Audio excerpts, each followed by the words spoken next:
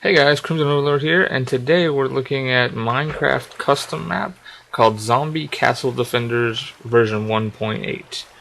They'll probably come out with a new version once the game is updated. We're starting off with a demonstration of what happens when a zombie makes it to the end of the map. You get 6 lives to beat the map, which are recorded on the wall, which you can catch glimpses of during the gameplay. They're little hearts with lights in them, and the lights go out once you lose one.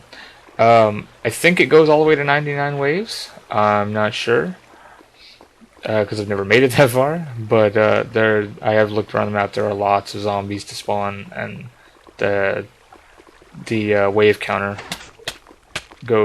has the ability to go to 99. If you lose all 6 lives, the map explodes. So keep a backup copy of the save folder somewhere if you're playing. You spawn on top of the map. This is what happens when you spawn at the beginning of the game. And if you fall off and die. Once inside, you can read credits and rules. There's all sorts of signs telling you about who made the map and how you're supposed to play and things like that. Also inside is a nice little chest, which it has a bunch of meat and 5 sand. And the 5 sand is like your starting money, because sand acts as your money in the map. You place it down wherever you're supposed to spend money, and you place a certain number in the area, and it gives you the item that you're supposed to be paying for. And you can use it to buy really nifty stuff that we'll get to in a little bit. You just want to click a chest on the way down. It's one of the hidden chests. I was using it to store stuff at this point. But you get scattered around the map are several chests. Each one has a music disc and nothing else in it. The shovel that's in there is from a zombie drop because a zombie got too close to me. But I'm pretty sure all 13 music discs are supposed to be in there. I'd have to read the actual forum post again. But I'm pretty sure all 13 music discs. There you go. You can see the lives. It's hard to tell in this texture pack, but the one all the way in the bottom right is not lit up anymore. You can also kind of see the wave counter on the left. Again, it's kind of hard to tell on this particular texture pack. I should have used the default for recording. I wasn't paying attention. But all the music discs, they kind of break up the monotony to during the maps. If you're playing for like an hour, eventually you're gonna want some kind of music or something. So they give you the music discs, so if you don't have music on your computer or whatever, there you go. I've only ever found 4 of the music discs, but I'm pretty sure they're all supposed to be in there. Once you start a room, or once you start a wave, you can't leave the arena room until the enemies have stopped spawning in. You can see them coming from the top left there. There's the wave counter. It says 26 at this point.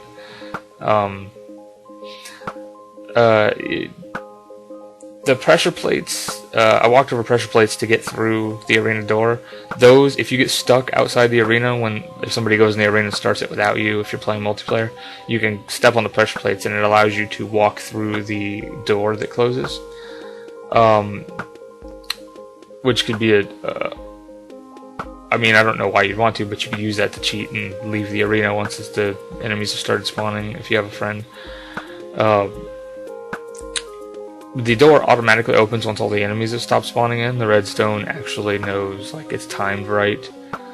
So if you're really fast, or if you're playing with a bunch of people, if you've got 8 people in here, which is not recommended on wave 1, but if you've got 8 people, you can just go back and forth and kill the zombies real fast, and then you can leave as soon as the zombies are done spawning, because you might have killed them all by that point. I'm using a flame bow, which is actually one of the least useful bows that you can get for more than 1 sand. Which it's really cheap, because basically it's not, once they hit the water, the flames stop. I was just using it for the fun of it.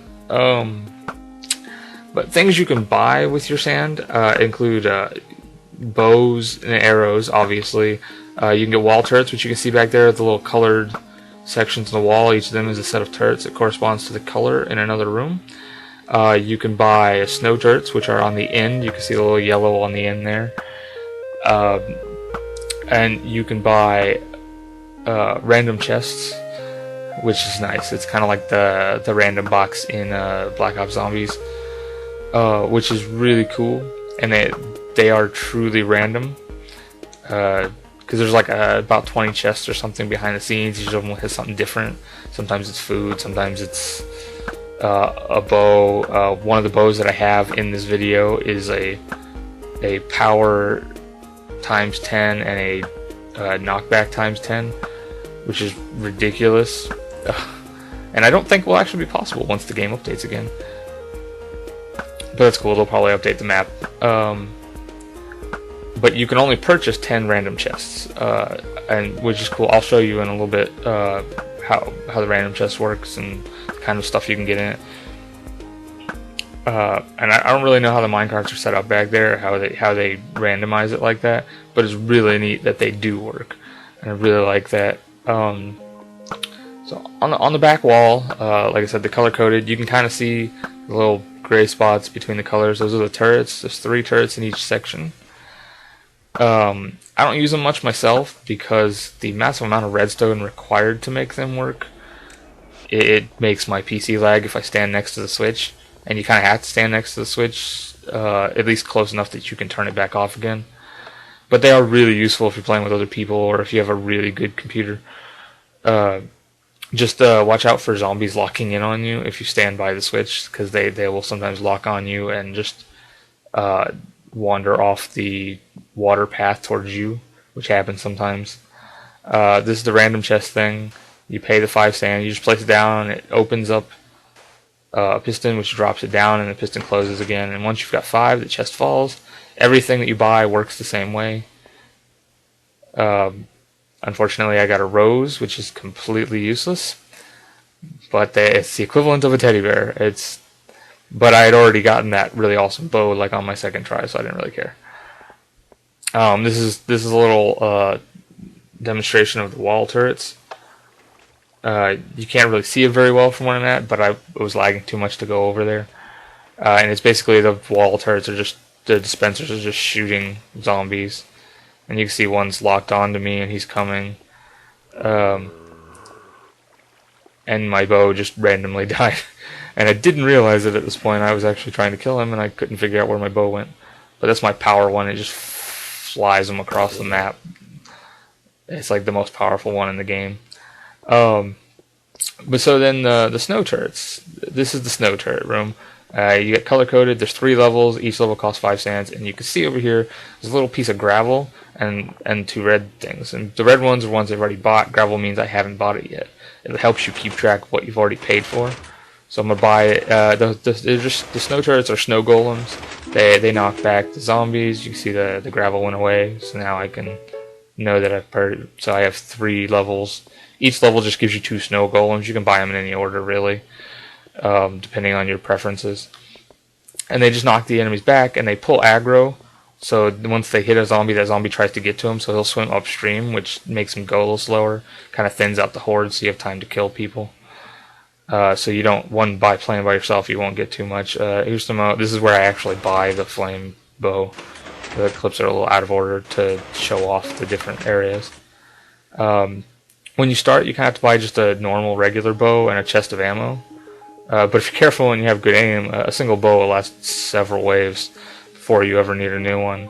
And there's a glitch currently that you can take advantage of that causes your bow to start back at full health again, which is nice.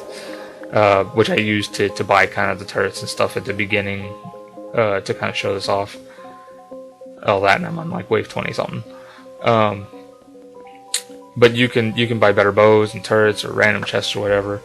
I think I was about round 6 before I ever actually had to buy a new bow,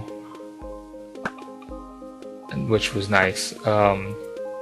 When you do buy ammo from the chest, I suggest taking all the ammo out of the chest and just carrying it with you to the arena, because there's that chest right next to the start wave button, which has a music disc in it, and you can just put anything you're worried about losing in there.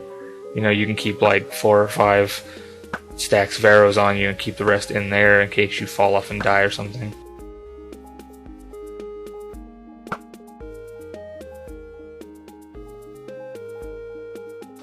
So that's it for this custom map spotlight. I suggest checking it out. It's a lot of fun, and I'll leave a link in the description for you guys to go download it yourself and play, because I play this every couple days just for the fun of it.